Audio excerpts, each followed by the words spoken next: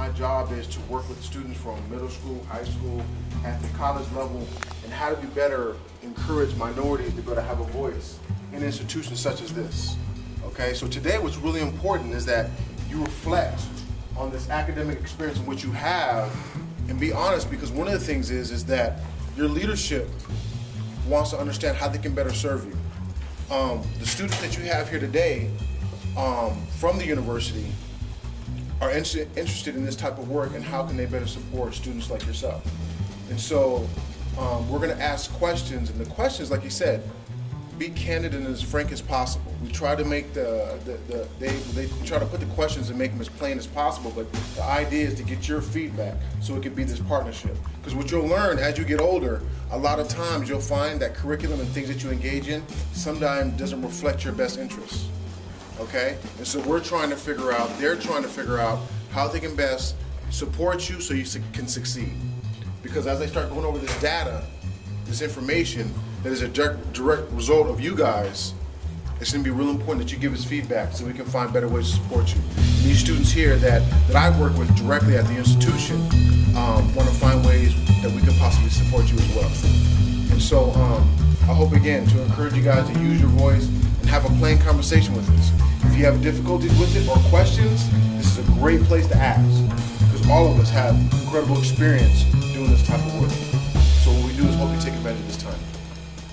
We are bringing you together with some serious questions that are on our minds, and we want you to help us kind of answer those questions. There really is no right or wrong answer to these questions. These are kind of like your life experience, your answers, and your opinion and how you feel. So it's not about like, well, that's right, that's wrong. It's about what people think about how the system works, okay? If I was ASD president at McKnight, here's something I would do differently at the school. There were other questions about describing an experience you've had where you thought you were treated unfairly. And when you think about your experience at McKnight, what things come to mind in terms of how you answer those questions? People I get in trouble for, like principals and people like that, they have meetings about me, and that's how I get labeled. Like, they start looking at me more to see what I'm gonna do next. Somebody else have their hand up? Yeah, kind of like what you said. After you get in trouble the first time, and all the teachers like label you as the bad guy, you're more prone to getting in trouble next time because then they have a lower tolerance level for you. I want to say that sometimes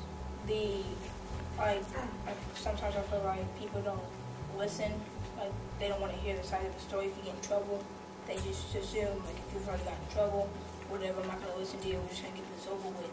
They like some of them don't, yeah, they're just like, oh well, I know you did it, and you did this reason. They don't try to hear your side of the story. They just listen to the teachers or whatever's written down. So you feel like you don't even have a chance?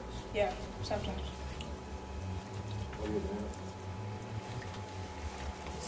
Jenny, were you agreeing with that? Yeah. What do you say about it?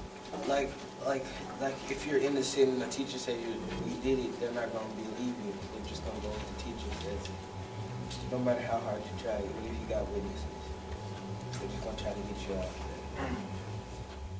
I hope, and we're hoping with the partnership with the Bothell support and just kind of an ongoing dialogue with them as well, the hope is that we can do something more on an ongoing basis to at least keep the communication going and kind of keep revamping some of the things that we do.